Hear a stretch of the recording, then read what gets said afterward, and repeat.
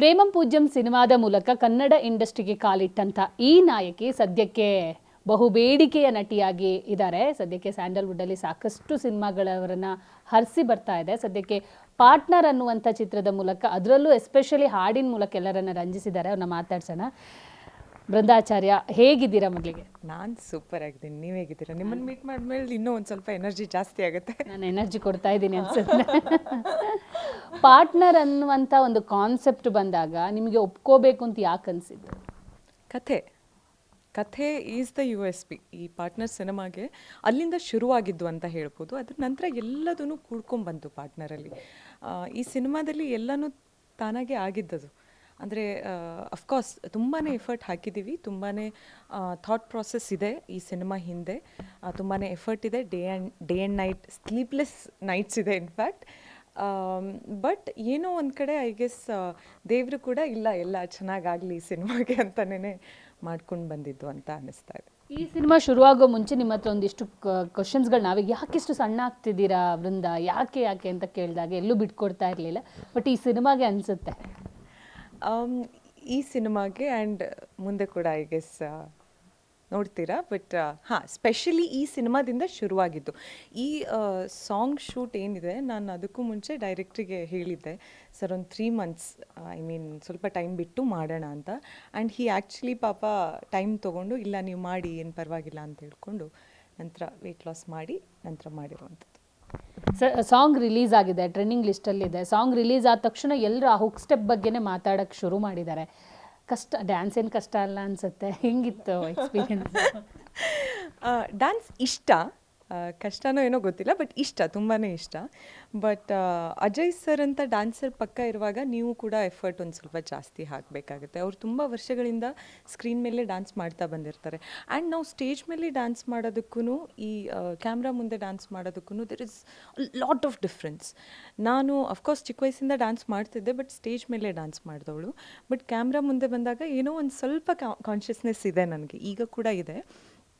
But effort ಹಾಕೋದ್ರಲ್ಲಿ ನಾನೆಲ್ಲೂ ಕಡಿಮೆ ಮಾಡಲ್ಲ, ಸ್ವಲ್ಪ ಜಾಸ್ತಿನೇ ಎಫರ್ಟ್ ಹಾಕ್ತೀನಿ. ಇನ್ಫ್ಯಾಕ್ಟ್ ಕೋಸ್ಟಾರ್ ಒಂದು ಸ್ವಲ್ಪ ಚೆನ್ನಾಗೇ ಡ್ಯಾನ್ಸ್ ಮಾಡ್ತಾರೆ ಅಂತೆಲ್ಲ ಇದ್ದಾಗ ನಾನು ಕೂಡ ಎಕ್ಸ್ಟ್ರಾ ಎಫರ್ಟ್ ಹಾಕಿ, ಅವ್ರು ಬರದೇ ಇದ್ರೂ ನಾನು ಹೋಗಿ ಪ್ರಾಕ್ಟೀಸ್ ಮಾಡಿರ್ತೀನಿ. ಸೊ ತುಂಬಾ ಕಷ್ಟಪಟ್ಟು ಇಷ್ಟಪಟ್ಟು ಮಾಡಿದ್ದೀವಿ. ಅಜಯ್ ರಾವ್ ಅವರು ಹೇಳಿದರು, ನನಗೆ ಡ್ಯಾನ್ಸ್ ಹೇಳ್ಕೊಟ್ಟವ್ರೆ ವೃಂದ ಅಂತ. Is just being humble. ನೀವು ನೋಡಿಲ್ವಾ? ನಿಮಗೆ ಗೊತ್ತಿಲ್ಲದೆ ಇರೋದಾ? ಅವರು ಈಸ್ ಅ ಫೆಂಟಾಸ್ಟಿಕ್ ಡ್ಯಾನ್ಸರ್. ಅವ್ರಿಗೆ ಹೇಗೆ ಗೊತ್ತಾ, ನಾನು 1 hour ಮುಂಚೆ ಹೋಗಿ ಆ ಫುಲ್ ಸ್ಟೆಪ್ ಕಲ್ತಿರ್ತೀನಿ. ಆ್ಯಂಡ್ ದೆನ್ 1 hour ಬಿಟ್ಟು ಬರ್ತಾರಲ್ಲ, ಏನು ಸ್ಟೆಪ್ಪು ಹೇಳಿದ ತಕ್ಷಣ ಅವ್ರಿಗೆ ಅದು ಇಟ್ ಈಸ್ ವೆರಿ ಸಲೀಸಾಗಿ ಮಾಡಿಬಿಡ್ತಾರೆ. ನಮಗೆ ಒಂದು ಸ್ವಲ್ಪ ಎಫರ್ಟ್ ಹಾಕಿ ಕಲ್ತ್ಕೋಬೇಕಷ್ಟೇ. Is just being humble. ಎಲ್ಲ ಅವರೇ ಹೇಳ್ಕೊಟ್ಟಿರೋದು, ಸುಮ್ಮನೆ ಹೇಳ್ತಾರೆ ನಾನು ಹೇಳ್ಕೊಟ್ಟಿರೋದು ಅಂತ.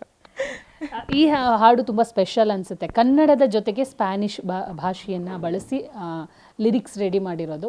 ಅದು ತೆರೆ ಮೇಲೆ ಬಂದಾಗ ಮ್ಯೂಸಿಕ್ ಜೊತೆ ತುಂಬ ಚೆನ್ನಾಗಿ ಮೂಡ್ ಬಂದಿದೆ. ಕುನಾಲ್ ಅವರ ವಾಯ್ಸ್ ಆಗಿರ್ಬೋದು, ಪ್ರತಿಯೊಂದು ಕೂಡ ಇನ್ನೊಂದು ಸಲ ಕೇಳಬೇಕು ಅನ್ನಿಸುವಂಥ ಥರ ಮಾಡಿದ್ದಾರೆ ಕೂಡ. ನಿಮಗೆ ಹೆಂಗೆ ಅನ್ನಿಸ್ತು ಹಾಡನ್ನು ಕೇಳಿದಾಗ, ಸ್ಕ್ರೀನ್ ಮೇಲೆ ನಿಮ್ಮನ್ನು ನೋಡಿದಾಗ?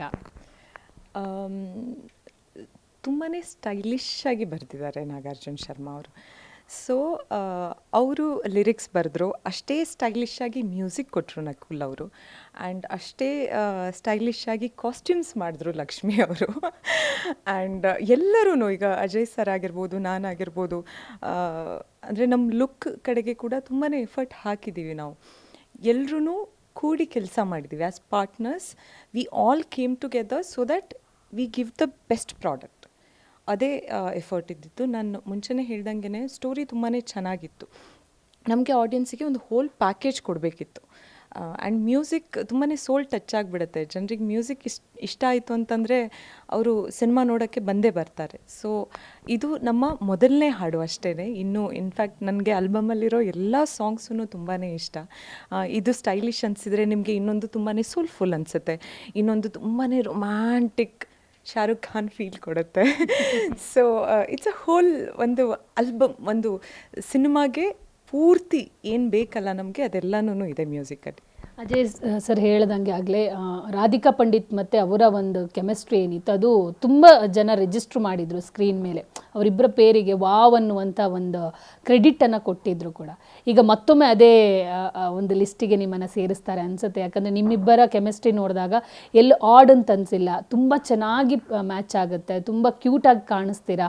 ಆ ಪಾರ್ಟ್ನರಿಗೆ ತಕ್ಕಂಥ ಟೈಟಲ್ಗೆ ತಕ್ಕಂತೆ ಜೋಡಿ ಇದೆ ಅನಿಸುತ್ತೆ. ಸೊ ನಿಮಗೆ ಈ ಥರ ಏನಾದರೂ ರಿವ್ಯೂ ಬಂದಿದೆಯಾ? ಅಜಯ್ ಸರ್ ಆ್ಯಂಡ್ ರಾಧಿಕಾ ಮ್ಯಾಮಿಂದು it's an iconic pair. And ತುಂಬ ಸಿನಿಮಾಗಳು ಎಷ್ಟು 3 ಸಿನಿಮಾ ಮಾಡಿದ್ದಾರೆ, 3-4 ಸಿನಿಮಾ ಏನೋ ಮಾಡಿದ್ದಾರೆ ಜೊತೆಗೆ. ಆ್ಯಂಡ್ ಪ್ರತಿಯೊಂದು ಸಿನಿಮಾದಲ್ಲೂ ಜನರು ಅವ್ರ ಪೇರಿಂಗನ್ನು ಇಷ್ಟಪಟ್ಟಿದ್ದಾರೆ. ಆ್ಯಂಡ್ ಅವರಿಗೆ ಕಂಪೇರ್ ಮಾಡ್ತಾ ಇದ್ದಾರೆ ಅಂತಂದರೆ in the first place it's a biggest compliment. And Ajay sir I guess as a co-star he is very comfortable. ಅದು ನನಗೆ ಅಂತ ಅಲ್ಲ, ಐ ಗೆಸ್ ಅವ್ರದ್ದು ಯಾರೇ ಕೋ-ಸ್ಟಾರ್ ಜೊತೆಗೆ ನೀವು ಮಾತಾಡಿದ್ರು ಐ ಗೆಸ್ ಇದೇ ಫೀಡ್ಬ್ಯಾಕ್ ಕೊಡ್ತಾರೇನೋ, is very comfortable to work with. ಅದು ಆ ಸೀನಿಯರ್ ಅಥವಾ ಇಷ್ಟೊಂದು ಮೂವೀಸ್ ಮಾಡಿ ಬಂದಿದ್ದಾರೆ ಹಾಗೆಲ್ಲ ಇರಲ್ಲ. And he is very fun to work with. ಅವರು ಸ್ಕ್ರೀನ್ ಮೇಲೆ ಹಿಂಗೆ ತುಂಬ ಸೀರಿಯಸ್ ಆಗಿ ಕಾಣಿಸ್ತಾರಲ್ಲ, ಬಟ್ ನನ್ನ ಫಸ್ಟ್ ಡೇಯಿಂದ ಅವರು ಈಸ್ ಬೀನ್ ಅ ಪ್ರಾಂಕ್ಸ್ಟರ್. ಲೈಕ್ ಏನಾದರೂ ಪ್ರ್ಯಾಂಕ್ ಮಾಡಿಕೊಂಡು ಸೀರಿಯಸ್ ಆಗಿ ಜೋಕ್ ಮಾಡ್ತಾರೆ. ಅವ್ರು ಸೀರಿಯಸ್ ಆಗಿರ್ತಾರೆ, ನಾವು ನಗಾಡಬೇಕಾ ಅಥವಾ ಸೀರಿಯಸ್ ಆಗಬೇಕಾ ಅಂತ ಒಂದ್ಸತಿ ನಮಗೇ ಡೌಟ್ ಆಗುತ್ತೆ. And he will let you shine. Like as co-stars ನಮಗೆ ಅದು ಒಂದು ಬೆಸ್ಟ್ ಫ್ರೆಂಡ್ ಹೇಗೆ ಕೆಲಸ ಮಾಡ್ತಾರಲ್ಲ ಹಾಗೆ ಕೆಲಸ ಮಾಡಿದ್ದಾರೆ. And we are really very good friends. ಏನೇ ಇದ್ರೂ ನಾವು ಡಿಸ್ಕಸ್ ಮಾಡ್ಕೋತಾ ಇದ್ವಿ, ಸರ್ ಹೀಗೆ ಕಂಫರ್ಟಬಲ್ ಆಗಿರುತ್ತೇನೋ, ಹೀಗೆ ತುಂಬ ಚೆನ್ನಾಗಿ ಬರುತ್ತೇನೋ ಅಂತ. ಒಂದೊಂದು ಸತಿ ಏನಾಗುತ್ತೆ, ಕ್ಯಾಮ್ರಾ ಮುಂದೆ ನಿಂತಾಗ ಆ ಕಂಫರ್ಟ್ ಇರಲ್ಲ. ಸೊ ಆಗ ಅದಾಗಿ ಸ್ಕ್ರೀನ್ ಮೇಲೆ ಗೊತ್ತಾಗುತ್ತೆ ನಿಮಗೆ. ಈಗ ನಿಮಗೆ ಅದು ಇಷ್ಟ ಆಗ್ತಾ ಇದೆ, ಇಲ್ಲ ತುಂಬಾ ಸ್ಮೂತ್ ಆಗಿದೆ ಕೆಮಿಸ್ಟ್ರಿ, ತುಂಬಾ ಚೆನ್ನಾಗಿ ಕಾಣಿಸ್ತಾ ಇದ್ದೀವಿ ಅಂತಂದರೆ because we had that comfort. ಆ ಎನ್ವೈರ್ನ್ಮೆಂಟ್ ಆಗಿತ್ತು, ನಮ್ಮ ಡೈರೆಕ್ಟರ್ ಆಗಿದ್ದರು, ನಮ್ಮ ಕ್ಯಾಮ್ರಾಮ್ಯಾನ್ ಆಗಿದ್ದರು, ಪ್ರೊಡ್ಯೂಸರು, ಏನು ಬೇಕೋ ಅದನ್ನು ಈ ಸಿನಿಮಾಗೋಸ್ಕರ ಏನು ಬೇಕಿತ್ತಲ್ಲ ಅದನ್ನೆಲ್ಲ ಮಾಡಿದ್ದಾರೆ. ಸೊ ಎಲ್ಲದೂ ಒಟ್ಟಿಗೆ ಅದು ವರ್ಕೌಟ್ ಆಗ್ತಾ ಇದ್ದಾಗ ನಮ್ಮ ಕೆಮಿಸ್ಟ್ರಿನೂ ಹಾಗೆ ಅದು ಅಂದರೆ ಅದು ಸಿಚುವೇಷನ್ನಲ್ಲಿ ಹೋಗಿಬಿಡ್ತದು. ಇಟ್ ವರ್ಕ್ಡ್ ಔಟ್ ಅಷ್ಟೇನೆ. ನಾವು ಯಾರು ಅಂದರೆ ಕೆಮಿಸ್ಟ್ರಿಗೋಸ್ಕರ ಎಫರ್ಟ್ ಹಾಕಿಲ್ಲ, ಓಕೆ ನಾವು ಹೀಗೆ ಪ್ಲ್ಯಾನಿಂಗ್ ಹಾಗೆ ಆಗಿಲ್ಲ, ಅದು ಇಟ್ ಜಸ್ಟ್ ವರ್ಕ್ಡ್ ಔಟ್. ಸಾಮಾನ್ಯವಾಗಿ ಒಬ್ಬ ನಟಿಗೆ ಸಿನಿಮಾದಲ್ಲಿ ಎಷ್ಟು ಇಂಪಾರ್ಟೆನ್ಸ್ ಕೊಡ್ತಾರೋ ಟೈಟಲ್ ಕಾರ್ಡಲ್ಲೂ ಅಷ್ಟೇ ಇಂಪಾರ್ಟೆನ್ಸ್ ಬೇಕನ್ನೋದೊಂದು ಆಸೆ ಇರುತ್ತೆ. ಬಟ್ ಎಲ್ಲ ಸಿನಿಮಾ ತಂಡಗಳು ಅದನ್ನು ನೆರವೇರಿಸಲ್ಲ. ಬಟ್ ಪಾರ್ಟ್ನರ್ ಚಿತ್ರತಂಡ ನೆರವೇರಿಸಿದೆ.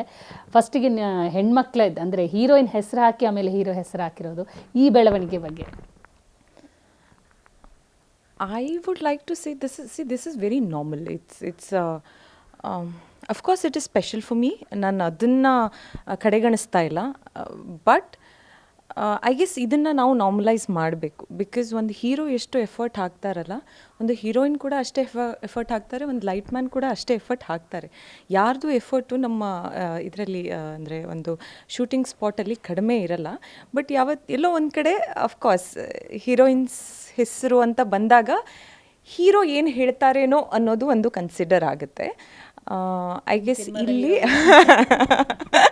ಆ್ಯಸ್ ಯು ನೋ, ಸೊ ನಮ್ಮ hero is like our best friend. And ನಾವೆಲ್ಲರೂ ನಾನು ಹೇಳ್ದಂಗೆ ಪಾರ್ಟ್ನರ್ಸ್ ಥರ ವರ್ಕ್ ಮಾಡಿರೋದು, ಅಂದರೆ ಎಲ್ಲರೂ ಒಟ್ಟಿಗೆ ಮಾಡಿದ್ದೀವಿ. ಅವ್ರು in fact they value my opinion. ಈಗ ಒಂದು ಹೀರೋಯಿನ್ಸಿಗೆ ಒಂದೊಂದು ಕಡೆ ಏನಾಗುತ್ತೆ, ಶೂಟಿಂಗ್ ಮುಗಿಸಿದ್ರೆ ಅವ್ರಿಗೆ ನಂತರ ಕಾಲ್ ಬರೋದು ನಾಳೆ ಟ್ರೇಲರ್ ಲಾಂಚ್ ಇದೆ ಅಥವಾ ನಾಳೆ ಸಾಂಗ್ ಲಾಂಚ್ ಇದೆ ಬಂದುಬಿಡಿ ಅಂತ ಹೇಳೋದಕ್ಕೇ ಬರುತ್ತೆ. ಎಲ್ಲ ಸಿಚುವೇಶನ್ಸಲ್ಲಿ ಅಂತ ಹೇಳ್ತಾ ಇಲ್ಲ, ಬಟ್ ಒಂದೊಂದು ಕಡೆ ಹಾಗಾಗುತ್ತೆ. ಬಟ್ ಇಂಥ ಒಂದು ಟೀಮ್ ಇದ್ದಾಗ ಯುನೋ ನಮಗೂ ಅದು ಕಂಫರ್ಟ್ ಇರುತ್ತೆ. ಇಲ್ಲ ನಾವು ನಮ್ಮ ಒಪಿನಿಯನ್ ಹೇಳ್ಬೋದು, ವ್ಯಾಲ್ಯೂ ಇರುತ್ತೆ ನಾವೇನಾದರೂ ಹೇಳಿದರೆ ಅಂತ. ಇನ್ಫ್ಯಾಕ್ಟ್ ನಾನು ಒಂದು ವೇಳೆ ಸುಮ್ಮನೆ ಇದ್ದರೆ ಕೂಡ ಡೈರೆಕ್ಟರ್ ಹೇಳ್ತಾರೆ, ಪ್ರೊಡ್ಯೂಸರ್ ಹೇಳ್ತಾರೆ, ನಮ್ಮ ಹೀರೋ ಹೇಳ್ತಾರೆ, ಹೇಳಿ ನಿಮ್ಗೇನು ಅನ್ನಿಸ್ತಾ ಇದೆ ನೀವು ಹೇಳಿ ಅಂತ. So that's I guess I mean ಇಂಥ ಸಿಚುವೇಶನ್ಸ್ ನಮ್ಮ ಹೀರೋಯಿನ್ಸ್ಗಳಿಗೆ ಬೇಕು ಕನ್ನಡ ಇಂಡಸ್ಟ್ರಿಯಲ್ಲಿ. And it was their decision ನನ್ನ ಹೆಸರನ್ನು ಹಾಕೋದು ಕೂಡ. But it is I guess we should normalise it in our industry. So ಇದ್ರ ಜೊತೆಗೆ ಒಬ್ಬ ನಿರ್ದೇಶಕನ ಕಥೆಯನ್ನು ಎಷ್ಟು ಮೆಚ್ಕೊಳ್ತೀರಾ ಅಂತ, ಯಾಕಂದರೆ ಈ ಹಿಂದೆ ಸಾಕಷ್ಟು ಸಿನಿಮಾಗಳನ್ನು ಅವ್ರು ಮಾಡಿದ್ದಾರೆ. ಸೊ ನಿಮ್ಮ ಸಿನಿಮಾಗೆ ಅಥವಾ ನಿಮ್ಮ ಒಂದು ಪಾತ್ರಕ್ಕೆ ಜೀವ ತುಂಬಿಸಿದ್ದಾರೆ ಅವರು ಬರವಣಿಗೆ ಮೂಲಕ. ಸೊ ನೀವು ಕಂಪ್ಲೀಟ್ ಮಾಡಿದ್ದೀರ ಸಿನಿಮಾದ ಕತೆ ಕೂಡ ಚೆನ್ನಾಗಿ ನಿಮ್ಗೆ ಗೊತ್ತು. ಸೊ ನೀವು ಎಷ್ಟು ಚೆನ್ನಾಗಿ ಮೂಡಿ ಬರುತ್ತೆ ಅನ್ನುವಂಥ ಒಂದು ಕಾನ್ಫಿಡೆಂಟ್ ನಮ್ಗೆ ಕೊಡ್ತೀರಾ? ತುಂಬಾ ಚೆನ್ನಾಗಿ ಮೂಡ್ ಬಂದಿದೆ. ಕತೆ ಗೊತ್ತಿಲ್ಲ ಹೇಳ್ತೆ, ಇನ್ನೊಂದು ಸ್ವಲ್ಪ ದಿನ ಹೇಳ್ತೀನಿ. ಬಟ್ ತುಂಬಾ ಚೆನ್ನಾಗಿದೆ ಕತೆ. ಒಂದು ಪೂರ್ತಿ ಫ್ಯಾಮಿಲಿ ಕೂತು ನೋಡುವಂಥ ಸಿನಿಮಾ ಇದು. ಆ್ಯಂಡ್ ತುಂಬಾ ಕನೆಕ್ಟ್ ಆಗ್ತೀರಾ ಈ ಸ್ಟೋರಿಯಲ್ಲಿ. ನಾನು ಹೇಳ್ದಂಗೆ ಎಲ್ಲದನ್ನು ತುಂಬಾ ಒಂದು ಪ್ಯಾಕೇಜ್ ಅಂತ ಏನು ಹೇಳ್ತಾರಲ್ಲ, ಈ ಸಿನಿಮಾದಲ್ಲಿ ನಿಮಗೆ ಸಿಗುತ್ತೆ. ಎಲ್ಲೂ ನಿಮಗೆ ನಿರಾಶೆ ಆಗಲ್ಲ. ನೀವು ದುಡ್ಡೇನು ಸ್ಪೆಂಡ್ ಮಾಡಿ ಚಿತ್ರಮಂದಿರಕ್ಕೆ ಬರ್ತೀರಾ, ಪೈಸಾ ವಸೂಲ್ ಏನು ಹೇಳ್ತಾರಲ್ಲ, ಆ ಪ್ಯಾಕೇಜನ್ನು ಡೆಫಿನೆಟ್ಲಿ ಕೊಡ್ತೀವಿ. ನೀವೊಬ್ಬ ನಾಯಕಿಯಾಗಿ ಇದರಲ್ಲಿ ರೋಲ್ ಮಾಡಿರೋದ್ರಿಂದ ನಿಮ್ಮ ನಾಯಕಿಯ ಪಾತ್ರದ ಹೆಸರೇನು, ಜೊತೆಗೆ ಲವ್ವರ ಅಥವಾ ಲವ್ ಮಾಡಿ ಹೊರಟೋಗಿರೋರ, ಮದುವೆ ಆಗಿರೋರ ಏನು? ಅಲ್ಲ, ಅವರಲ್ಲಿಂದ ನೋಡ್ತಾ ಇರ್ತಾರೆ, ಹೇಳ್ತಾರೋ ಇಲ್ಲವೋ. This is too early actually ಹೇಳೋದಕ್ಕೆ. ಡೆಫಿನೆಟ್ಲಿ ಅದಕ್ಕೂ ಇನ್ನೊಮ್ಮೆ ದೊಡ್ಡ ರೀತಿಯಿಂದನೇ ಹೇಳ್ತೀವಿ ನಮ್ಮ ಕ್ಯಾರೆಕ್ಟರ್ ಹೆಸರೇನು, ನಮ್ಮ ಕ್ಯಾರೆಕ್ಟರ್ ಹೇಗಿರುತ್ತೆ ಏನು ಅಂತ. ಫಾರ್ ನಾವ್ partner is all about together for ever. ಅಲ್ಲ, ನಾನು ಕೇಳ್ತಾ ಇರೋದು ಅಂದರೆ ಅಜಯ್ ರಾವ್ ಸರ್ ಒಂದು ಸೀನಲ್ಲಿ ಏನೋ ಮೋಸ ಮಾಡಲೆಂದು ನೀನು ಬಂದೆ ಅಂತ ಏನಾದರೂ ಹಾಡ್ತಾರ? Wait and watch. ನಿರ್ಮಾಪಕರ ಬಗ್ಗೆ ಅಂದರೆ ನೀವು ಹೇಳ್ತಾ ಇದ್ರಿ, ನಿಮ್ಮ ಮಾತಲ್ಲೇ ಗೊತ್ತಾಗ್ತಿತ್ತು ಒಂದು ಟೀಮ್ ಎಷ್ಟು ಸ್ಟ್ರಾಂಗ್ ಆಗಿದೆ, ಪಾರ್ಟ್ನರ್ ಅನ್ನುವಂಥ ಒಂದು ಚಿತ್ರತಂಡ ಎಷ್ಟು ಸ್ಟ್ರಾಂಗ್ ಆಗಿದೆ ಮತ್ತು ಒಂದು ಫ್ಯಾಮಿಲಿ ಥರ ಇದೆ ಅನ್ನುವಂಥದ್ದು ನಿಮ್ಮ ಮಾತಿನ ಮೂಲಕನೇ ಗೊತ್ತಾಗುತ್ತೆ. ಅದಕ್ಕೆ ಕಾರಣ ಒಬ್ಬ ನಿರ್ಮಾಪಕ, ನಿರ್ದೇಶಕ ಅನಿಸುತ್ತೆ. ಸೊ ನಿರ್ಮಾಪಕನ ಎಫರ್ಟ್ ಹೆಂಗಿತ್ತು, ಮತ್ತು ನಿಮ್ಮ ಸಿನಿಮಾ ಕಂಪ್ಲೀಟ್ ಆಗಬೇಕಿದ್ರೆ ನಿರ್ಮಾಪಕರ ಒಂದು ಪಾಲು ಕೂಡ ಅಲ್ಲಿ ಇರುತ್ತೆ. ಸೊ ಅವ್ರೇನಾದರೂ ನಿಮಗೆ ಸಜೆಷನ್ಸ್ ಕೊಡೋದು ಈ ಥರ ಏನಾದರೂ ಇತ್ತಾ? ಅವ್ರದ್ದು ಪ್ರೊಡಕ್ಷನ್ ಫಸ್ಟ್ ಆಗಿರಬಹುದು, ಬಟ್ ಅವ್ರಿಗೆ ಇಂಡಸ್ಟ್ರಿಯಲ್ಲಿ ತುಂಬಾ ಎಕ್ಸ್ಪೀರಿಯನ್ಸ್ ಇದೆ. ಅಜಯ್ ಸರ್ ಕೂಡ ಹೇಳಿರ್ಬೋದು, ಅವ್ರದ್ದು ತುಂಬ ಸಿನಿಮಾಗಳಿಂದ ಅವ್ರದ್ದು ಒಡನಾಟ ಇದೆ ಆಲ್ರೆಡಿ. ಆ್ಯಂಡ್ ಅವರಿಗೆ ಸಿನಿಮಾ ಗೊತ್ತಿಲ್ಲ, ಪ್ರೊಡಕ್ಷನ್ ಬಗ್ಗೆ ಗೊತ್ತಿಲ್ಲ ಅನ್ನೋದು ಏನೂ ಇಲ್ಲ. ಸೊ ಆ ಎಕ್ಸ್ಪೀರಿಯನ್ಸ್ ಪಾರ್ಟ್ನರಲ್ಲಿ ಕಾಣಿಸ್ತಾ ಇತ್ತು. And it was important for a cinema like partner. Because ಒಂದು ಒಳ್ಳೆ ಸ್ಟೋರಿ ಇದೆ, ಒಳ್ಳೆ ಟೆಕ್ನಿಷಿಯನ್ಸ್ ಇದ್ದಾರೆ, ಒಳ್ಳೆ ಮ್ಯೂಸಿಷಿಯನ್ಸ್ ಇದ್ದಾರೆ, ಗ್ರೇಟ್ ಲಿರಿಸಿಸ್, ಗ್ರೇಟ್ ಸಿಂಗರ್ಸ್ ಎಲ್ಲರೂ ಇದ್ದಾಗ ಒಂದು ಪ್ರೊಡ್ಯೂಸರ್ ಅನ್ನೋದು ಏನು ಪಿಲ್ಲರ್ ಇದೆ ಅಲ್ಲ, ದಟ್ ಈಸ್ ವೆರಿ ಇಂಪಾರ್ಟೆಂಟ್. ಇಲ್ಲ ಅಂತಂದರೆ ಇವರಿಷ್ಟು ಜನ ಎಫರ್ಟ್ ಹಾಕಿರೋದು ಅದು ವೇಸ್ಟ್ ಆಗಿಬಿಡುತ್ತೆ. ಎಷ್ಟೋ ಸತಿ ಹಿಂಗಾಗಿದೆ ದಟ್ ಒಂದು ಒಳ್ಳೆ ಪ್ರಾಡಕ್ಟ್ ಇದ್ದರೂ ಕೂಡ ಎಲ್ಲೋ ಒಂದು ಕಡೆ ಫಿನಾನ್ಷಿಯಲ್ ಮ್ಯಾಟರ್ಸಿಂದ ಒಂದು ಸಿನಿಮಾ ಸೋಲ್ಬಹುದು ಅದು ಎಂಡಿಗೆ ಬಂದು. ಆ್ಯಂಡ್ ಅದು ಬರೀ ನಂದೊಂದು ಸಿನಿಮಾ ಅಲ್ಲ, ಅಜಯ್ ಸರ್ದೊಂದು ಸಿನಿಮಾ ಅಲ್ಲ, ಅಥವಾ ಶಿವತೇಜ ಸರ್ದೊಂದು ಸಿನಿಮಾ ಅಲ್ಲ, ಎಷ್ಟೋ ಜನ takes a whole village to finish a cinema. And ಅವರೆಲ್ಲ ಎಫರ್ಟು ಸಕ್ಸಸ್ಫುಲ್ ಆಗಬೇಕು, ಜನರ ತನಕ ಅವ್ರದ್ದು ಕೆಲಸ ಕಾಣಿಸ್ಬೇಕು ಅಂತಂದರೆ ಅದರಲ್ಲಿ ಪ್ರೊಡ್ಯೂಸರ್ ಏನು ಡೆಡಿಕೇಶನ್, ಅವ್ರದ್ದು ಹಾರ್ಡ್ ವರ್ಕ್, ಅವ್ರದ್ದು ಸ್ಯಾಕ್ರಿಫೈಸಸ್ ಎಲ್ಲನೂ ತುಂಬಾ ಇಂಪಾರ್ಟೆಂಟ್ ಆಗುತ್ತೆ. ಆ್ಯಂಡ್ ಅದನ್ನು ನಾವು ಹರೀಶ್ ಸರ್ ಥ್ರೂ ಔಟ್ ನಮ್ಮ ಜರ್ನಿಯಲ್ಲಿ ನೋಡಿದ್ದೀವಿ. ಅವ್ರ ಕಷ್ಟಗಳನ್ನು ಐ ಗೆಸ್ ಅವ್ರು ಯಾವತ್ತೂ ಹೇಳ್ಕೊಳ್ಳಲ್ಲ, but we all understand. Because ನಾನು ಹೇಳ್ದಂಗೆ ಒಂದು ಫ್ಯಾಮಿಲಿ ಥರ ನಾವು ಕೆಲಸ ಮಾಡಿದ್ದೀವಿ. ಆ್ಯಂಡ್ ಸಿನಿಮಾಗೆ ಏನು ಬೇಕಲ್ಲ ಅವರು 1% ಕೂಡ ಎಲ್ಲೂ ಕಮ್ಮಿ ಮಾಡಿಲ್ಲ. ಐ ಗೆಸ್ ಅದು ಸ್ಕ್ರೀನ್ ಮೇಲೆ ಕಾಣಿಸ್ತಾ ಇದೆ ಜನರಿಗೆ. ಆ ಕ್ವಾಲಿಟಿ ಕಾಣಿಸ್ಬೇಕು ಅಂತಂದರೆ of course it is the producers dedication. ಅವರಿಗೆ ಆ ಪ್ಯಾಷನ್ ಇರೋದ್ರಿಂದ ಇಲ್ಲ ಈ ಸಿನಿಮಾ ತುಂಬ ಚೆನ್ನಾಗಿ ಮೂಡ್ ಬಂದಿದೆ, ನಾವು ಇದನ್ನು ಜನರ ತನಕ ಅದೇ ರೀತಿ ಮುಟ್ಟಿಸ್ಬೇಕು ಅನ್ನೋದು ಅವರಲ್ಲಿ ಈಗ ಕೂಡ ಅದೇ ಪ್ಯಾಷನ್ ಇದೆ. ಆ್ಯಂಡ್ ಎಂಡ್ ತನಕ ಐ ಗೆಸ್ ಅದೇ ಪ್ಯಾಷನ್ನಲ್ಲೇ ಅವರು ಅದೇ ವಿಷನ್ ಇಟ್ಕೊಂಡು ಕೆಲಸ ಮಾಡ್ತಾ ಇದ್ದಾರೆ. ನನಗೆ ಒಂದು ಡೌಟ್ ಇದೆ, ಸಿನಿಮಾದಲ್ಲಿ ಸ್ಪ್ಯಾನಿಷ್ ಹೆಸರೇ ಇದೆಯಾ ನಿಮಗೆ? ಯಾಕಂದರೆ ಹಾಡು ಸ್ಪ್ಯಾನಿಷ್ ಭಾಷೆಯಲ್ಲಿ ಇರೋದ್ರಿಂದ ಹೆಸರು ಅದೇ ಥರ ಇದೆಯಾ? ಅಂದರೆ ನಿಮ್ಮ ಲುಕ್ ವೈಸ್ ಅದೆಲ್ಲ ನೋಡಿದಾಗ ನಂಗೆ ಅನ್ನಿಸ್ತಾ ಇದೆ. There are a lot of surprises. Watch out the space. Cinema ಬಿಟ್ಟು ಮಾತಾಡೋದಾದರೆ ಬೃಂದ ರೆಮ್ಯುನರೇಷನ್ ಎಷ್ಟು % ಜಾಸ್ತಿ ಮಾಡ್ಕೊಂಡಿದ್ದಾರೆ? Why not? We are worth it. We have to increase our remuneration. ಮಾಡ್ಕೊಂಡಿದ್ದಾರೆ. ಎಲ್ಲ ಪ್ರೊಡ್ಯೂಸರ್ಸ್ ನಮ್ಮ ಕನ್ನಡ ಇಂಡಸ್ಟ್ರಿಯಲ್ಲಿ they are all very generous. And ಇಲ್ಲಿ ತನಕ ನನಗೆ ಯಾವ ಸಿನಿಮಾಗೆ ಕೂಡ ಯಾರೂ ತುಂಬ ಅಂದರೆ ನನಗೆ ಸ್ಯಾಟಿಸ್ಫ್ಯಾಕ್ಷನ್ ಇದೆ.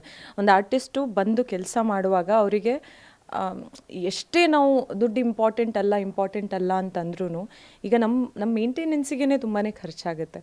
ಸೊ ಯಾವ ಪ್ರೊಡ್ಯೂಸರ್ಸು ನನಗೆ ಏನೂ ಕಮ್ಮಿ ಮಾಡಿಲ್ಲ, ನನಗೆ ಕೈ ತುಂಬ ದುಡ್ಡು ಕೊಟ್ಟಿದ್ದಾರೆ. ಆ್ಯಂಡ್ ನಾನು ತುಂಬ ಖುಷಿಯಾಗಿದ್ದೀನಿ. ಕೊನೆಯದಾಗಿ ಪಾರ್ಟ್ನರ್ ಅನ್ನುವಂಥ ಸಿನಿಮಾ ಮಾಡಿದ್ದೀರಾ, ನಿಮ್ಮ ರಿಯಲ್ ಪಾರ್ಟ್ನರ್ ಏನಾದರೂ ಹುಡ್ಕೊಂಡಿದ್ದೀರಾ? ಪಾರ್ಟ್ನರ್ ಅಂತ ಸಿನಿಮಾ ಮಾಡುವಾಗ ಆ್ಯಕ್ಚುಲಿ ರಿಯಲ್ ಪಾರ್ಟ್ನರನ್ನು ಹುಡ್ಕೋದಕ್ಕೆ ಸಮಯ ಇರಲ್ಲ. ನೀವು ಇಂಥ ಪ್ರಾಡಕ್ಟನ್ನು ಕೊಡಬೇಕು ಅಂತಂದರೆ it takes every minute every second half your life.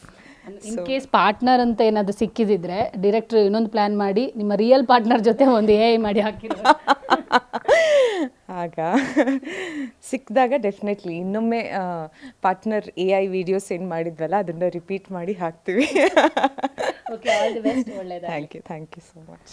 ನೋಡಿದ್ರಲ್ಲ ವೀಕ್ಷಕರೇ, ಪ್ರೇಮಂ ಪೂಜ್ಯ ಸಿನಿಮಾದ ಮೂಲಕ ಇಂಡಸ್ಟ್ರಿಗೆ ಎಂಟ್ರಿ ಕೊಟ್ಟಂಥ ಈ ನಾಯಕಿ ನಟಿ ಇವತ್ತು ತುಂಬ ಖುಷಿಯಾಗಿ ಪಾರ್ಟ್ನರ್ ಸಿನಿಮಾದ ಬಗ್ಗೆ ಮಾತಾಡ್ಕೊಂಡಿದ್ದಾರೆ. ಚಿತ್ರರಂಗದ ಬಗ್ಗೆ, ಚಿತ್ರತಂಡದ ಬಗ್ಗೆ ಮನಬಿಚ್ಚಿ ಮಾತಾಡಿರುವಂಥದ್ದು. ಕ್ಯಾಮ್ರಾ ಪರ್ಸನ್ ಧನಂಜಯ್ ಜೊತೆ ದೀಪಿಕಾ, ಪವರ್ ಟಿವಿ, ಬೆಂಗಳೂರು.